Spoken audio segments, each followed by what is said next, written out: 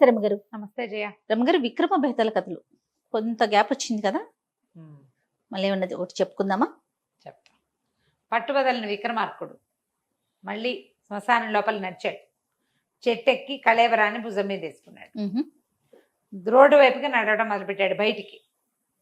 ఈ కళేబరాన్ని ఆశ్రయించుకుని ఉన్నటువంటి మన భేతాళుడు పక్కపక్క నవ్వాడు. రాజా, నీ ఓపిక్కి మెచ్చుకుంటున్నాను అని. మొన్నెవరో అడిగారు ఆ కళేబరం ఎవరిది అని. ఎవరిదో తెలియదు. ఏ కళేబరం ఉన్నా దాన్ని ఆ భేతాళుడు ఆశ్రయించి ఉంటాడని చెప్తారు. సరే, నీకు మార్గాయాసం తెలియకుండా ఒక కథ చెప్తాను అన్నాడు. పూర్వం ఒక ఊళ్ళో దేవదత్తుడు అని ఒక ఆయన ఉండేవాడట. ఇతను చాలా దానశీలి. అడిగిన వాళ్ళకి లేదనకుండా దానం చేసేవాడు.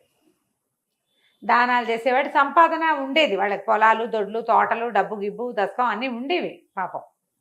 కానీ దానాల వల్ల ఏమైంది, సంపాదన తక్కువ, దానం ఎక్కువ అయ్యి క్రమంగా డబ్బులు అడుగంటిపోయినాయి. డబ్బు లేదు. ఎవరైనా వచ్చి ఏదైనా అడిగితే ఇవ్వాలని ఉంటుంది ఆయనకి. అడిగారో ఇచ్చేయాలి, కానీ లేదు పాపం. లేదు. చాలా దిగులు పడిపోయాడు. ఇట్లా సంపాదన లేకుండా అయిపోయాము. పొలాలేమో పండలేదు. పొలాలన్నీ అమ్మేసి డబ్బులు తెచ్చుకుంటే ఎవరైనా అడిగితే అందులో నుంచి 10, 20 పాతికే ఇచ్చేస్తాడు. భార్య ఏమనేది కాదు. 3, 4 పిల్లలు ఉన్నారు ఆయనకి. సరే, మెల్లిగా వాళ్ళ పెద్ద మేడ కాస్త చిన్న ఇల్లుగా, తర్వాత గుడిసెగా మారిపోయింది. ఏదో పోషించేవారు, భార్య భర్త అవి ఇవి పనులు చేసి పిల్లల్ని పోషించుకునేవాళ్ళు. అందులో కూడా దానం చేసేవాడు. నాటి రాత్రి ఎవరో వచ్చి ఏదో అడిగారు. ఒక 10 రూపాయలు. ఆయన దగ్గర 4, 5 రూపాయలు ఉన్నాయి అంతే. వాళ్ళ అవసరాన్ని తీరదు. ఇంక చాలా విరక్తి పుట్టింది. భార్యకి ఏం చెప్పాడంటే, ఏమే, నువ్వు ఇలాగ కూలి పనులకి ఎక్కడో చోటకు వెళ్తూ పిల్లల్ని పోషించు. ఎక్కడికైనా వెళ్ళి ఏదైనా సంపాదించుకొస్తా. ఈ సంపాదన లేని జీవితము, ఈ దానం చేయలేని దిక్కుమాలి బతుకు నాకొద్దు. ఓకే. ఎవరిని అడిగితే లేదనకుండా చెయ్యాలి మనం అంటే. ఆ భార్య ఒక పిచ్చిమార మాలకం ఒప్పుకుంది. అలాగే వెళ్ళరావయ్యా, నేను ఈ పిల్లల్ని నేను చూసుకుంటాను. ఆవిడ ఏదో రైతు కూలీలాగా ఎక్కడో పనిచేసి 4 గింజల బొడ్లు తెచ్చి పిల్లల కజ్జికాయ కాచిపోసి బతికేది. ఇతను బయలుదేరాడు. ఏ రకమైన సంపాదన అతనికి కుదరల. అయితే ఏమనిపించింది, చిచ్చి, దానం చేయలేని దిక్కుమాలి బతికేందుకు, చచ్చిపోదాం అనుకున్నాడు. ఒక ఎవరి వాకిట్లోనూ ఉన్న గడ్డితాడు ఒకటి సంపాదించి, ఒక చక్కటి చెట్టు ఒకటి ఉంది దారిలో, దాని దగ్గర కూర్చున్నాడు. అయితే జనాల సమర్థన తగ్గిపోయి ఊరేసుకుందాం అనుకున్నాడు. ఆ చెట్టు మీద ఒక యక్షుడు ఉన్నాడు. ఆ ఊళ్ళో ఎవ్వరూ ఆ చెట్టు కింద కూర్చునేవాళ్ళు కాదు. అది కూర్చోవటానికి వీలైన చెట్టు కాదు, దాని నీడ. ఆ యక్షుడికి ఆశ్చర్యం వేసేది, ఎవ్వడూ ఈ చెట్టు కింద కూర్చోవటం నేను చూడలేదే.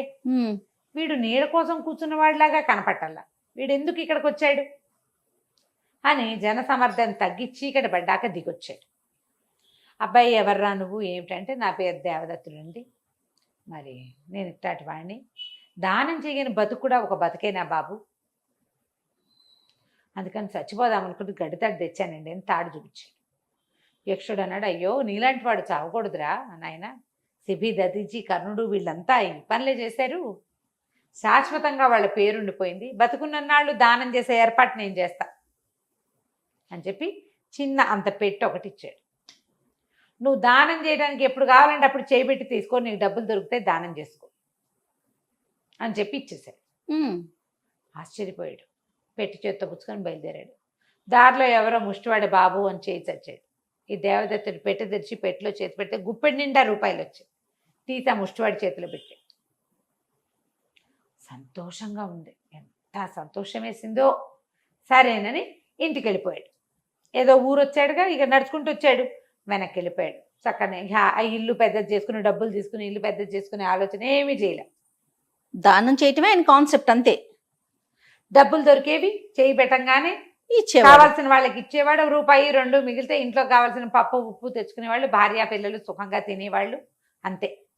కానీ అతను ఆస్తులు సంపాదిద్దామని అతను ఏమీ ఊహ చేయలే.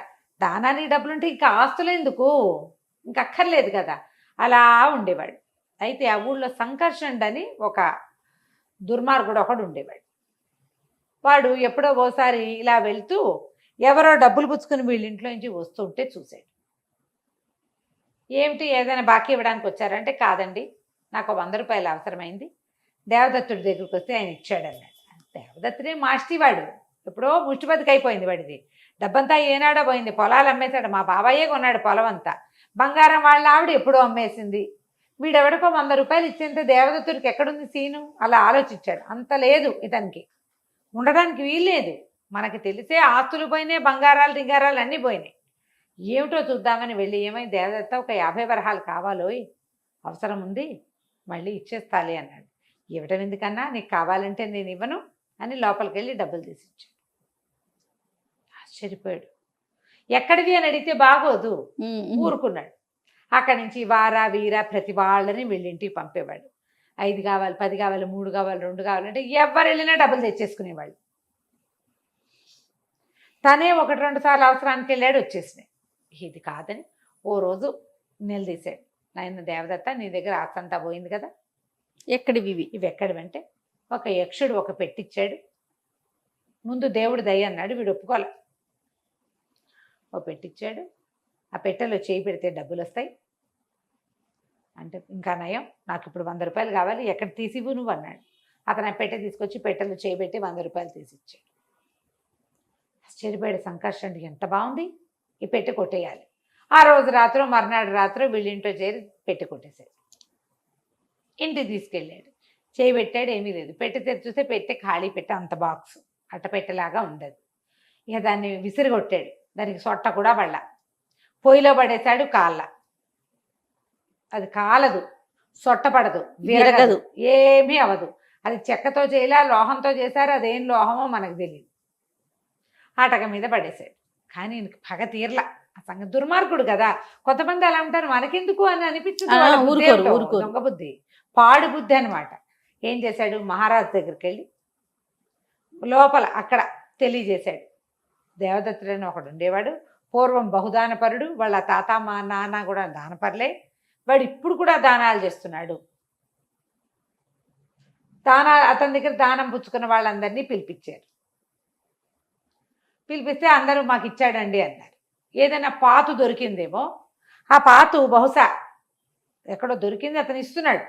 పాతులు కనుక దొరికితే అది రాజు కదా, చెందాలి లెక్క ప్రకారం. భూమిలో దొరికినవన్నీ రాజువి. అక్కడి నుంచి దేవదత్తుడి దగ్గరికి వెళ్ళారు. వెళ్ళి మంత్రి గారు వెళ్ళి అడిగాడు, ఏమండి ఒక 10 రూపాయలు మీరు దానాలు చేస్తారా, 10 రూపాయలు దానం చేయండి అంటే చాలా దిగులుగా మొహం పెట్టాడు దేవదత్తుడు.